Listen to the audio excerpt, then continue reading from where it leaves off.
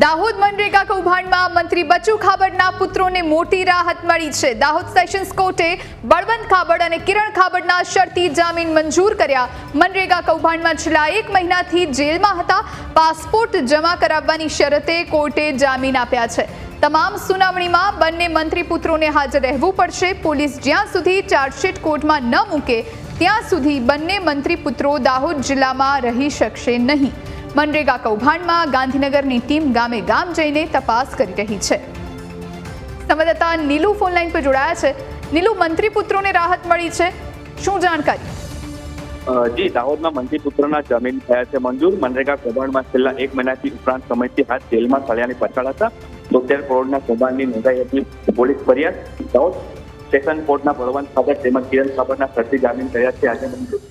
બંને મંત્રી પુત્રો પોલીસે જ્યાં સુધી ચાર્જશીટ કોર્ટમાં ન મૂકે ત્યાં સુધી દાહોદ જિલ્લામાં રહી શકશે નહીં। તેમજ તમામ સુનાવણીમાં બંને મંત્રી પુત્રોને હાજર રહેવું પડશે તથા પાસપોર્ટ પણ જમા કરાવવાનો રહેશે। આ શરતે કોર્ટે જામીન આપ્યા છે। મનરેગા કૌભાંડમાં હાલ પણ ગાંધીનગરની ટીમો દ્વારા દેવગઢ બારી વિસ્તારમાં જે સ્થળ તપાસની ચાલી રહી છે।